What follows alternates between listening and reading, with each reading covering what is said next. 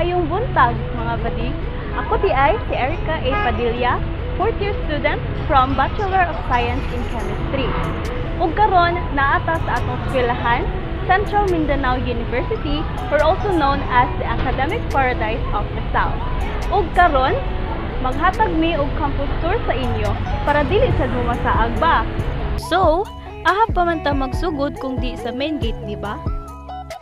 Wala pa lang ganita nakasulod, makita na nimo ang kapatriotic sa atong eskwelahan. Ang ragudo, dili isa, dili duha, kundi upat ka Philippine flag ang giwagayway sa CMU. Unya, napagid na isa dito sulod, mga badi. Kung dili na ta maglangay-langay pa diri, rada na ta, mga badi.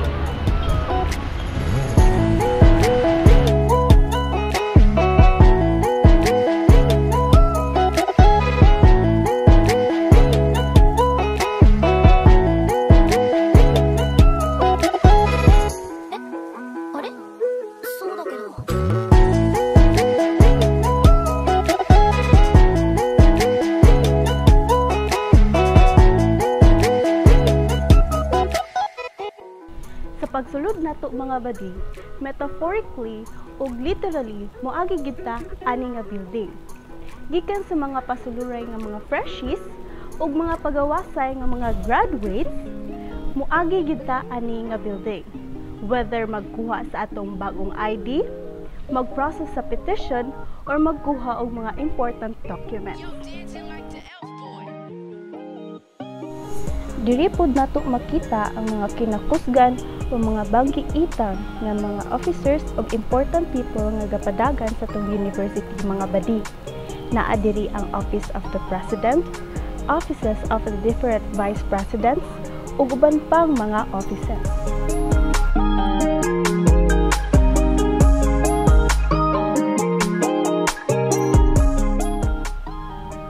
At tubangan sa atong gibaklay-baklayan ganina nga building, naa kay makita nga nindot kaayo nga pangitaon.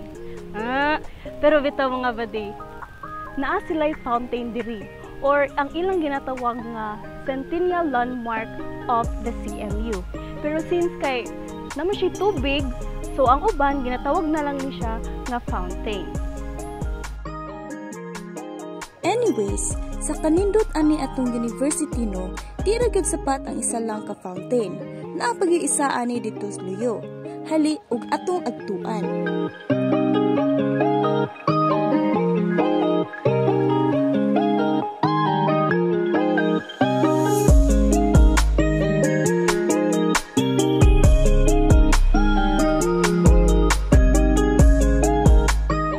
Mao ni siya kung pasabot, mga badi.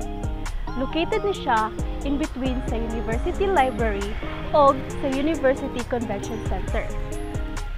Kani nga fountain, multi-purpose ni siya, mga badi, kay gina-consider ni siya as a park and a home sa mga doves and pigeons nga mas dugay na nagpuyo diri kaysa sa amua.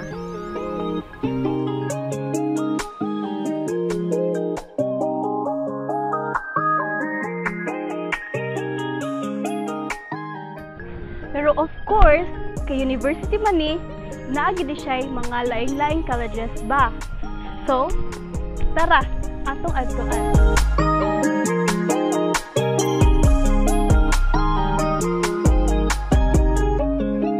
So, diri ta magsugod sa college nga pinakaduol sa main gate, ang College of Arts and Sciences, or CAS for short.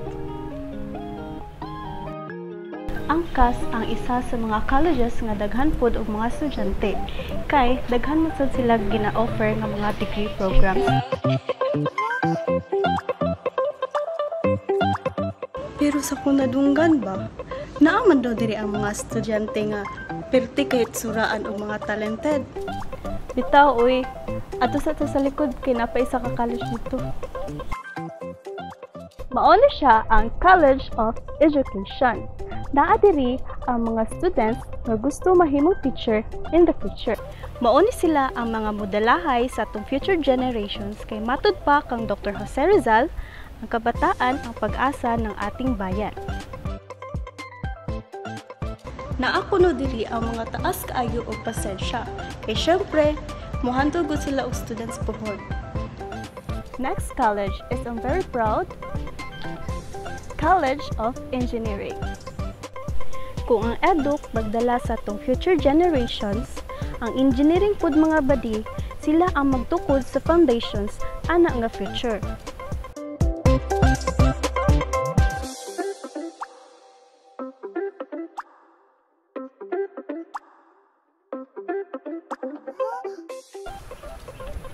Ug sa akong balita, fake news raman daw ning red flag daw sila.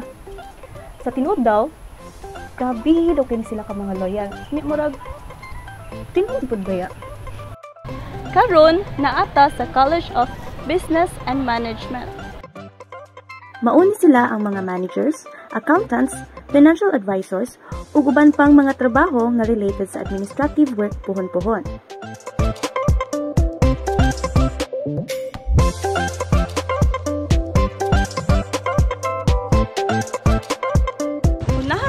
Mga badino kay ang atong next destination, which is College of Veterinary Medicine. So mga badi, isa ni sila sa mga pinakakugihan nga mga estudyante diri sa CMU. Laliman ka, 6 years sila mag-eskwela, kahila ko naman gani ko 4 years ra. Pero bitaw, grabe kaayo ni ilang kakugi mga badi, maong deserve gud nila tawgog doctor puhon-puhon.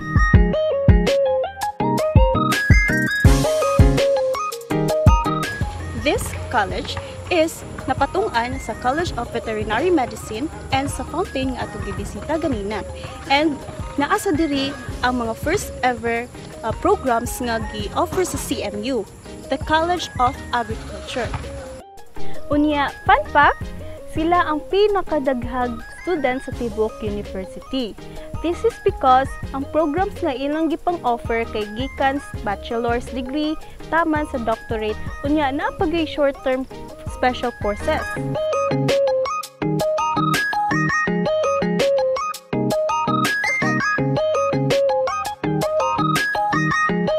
Ang sunod nga college mga badi kay medyo layo-layo gid siya, pero worth it trigid ang pagbaklay ani.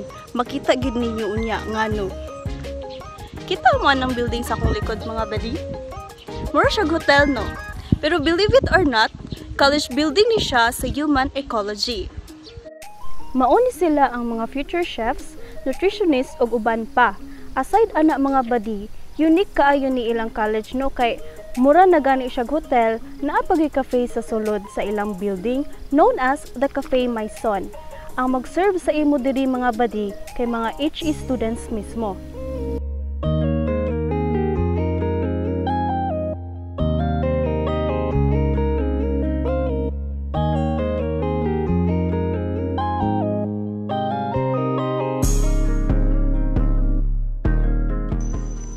So, hapit na gid ta sa atong next college mga badi ba.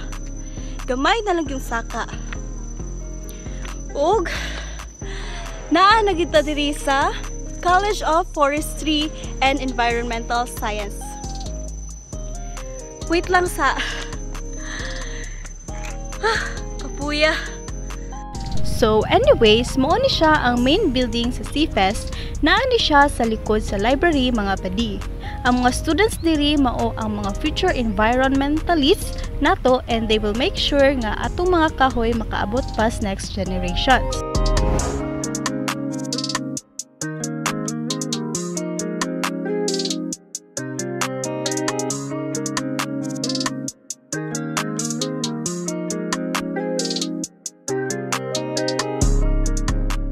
Karon mga badi, naata sa College of Nursing. Kabalo ba mo nga ang mga estudyante diri halos wala may bakasyon kay nagsige ra og duty sa mga different hospitals all around Bukidnon, or basin gani dili lang sa Bukidnon. Kapuya lagi ana no nga kami manggani nga magtambay ra sa classroom kay walay klase, gikapoy na sila pa kaha nga duty, wala pagitulog. Mo na nga sa inyo mga taga-nursing, saludo jud ko sa inyo. Last but not the least, the latest college nga na-established, the College of Information Sciences and Computing. So naa diri ang mga tech-savvy nga mga students ba dino. Kabalo ba mo nga sa una, part pa ni sila sa College of Engineering up until last July of year 2021.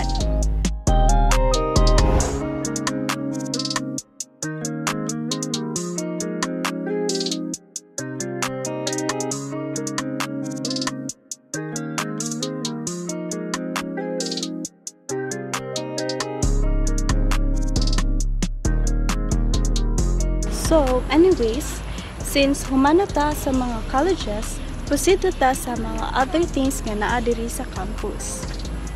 Karon mag-tour na ta sa mga offices, facilities, and laboratories sa CMU mga badino.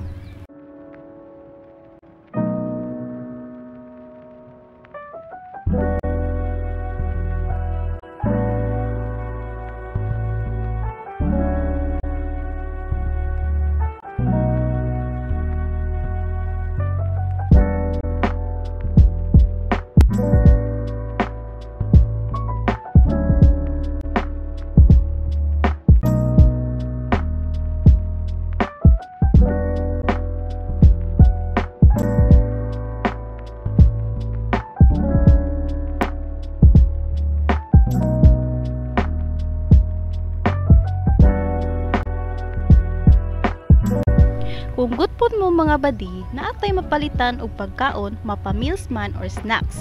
Or if gusto sad mo makatipid og ayo, naara mo'y mapalitan og ingredients diri sama sa gulay, isda ug uban pa. Og dili lang kana mga badi kay naa sad tay pharmacy diri ug printing shops for your requirements and others. Mao ni ang ginatawag nga CMU Market. Ug dili lang kana mga badi, kay ang CMU naasay Income Generating Projects or IGPs.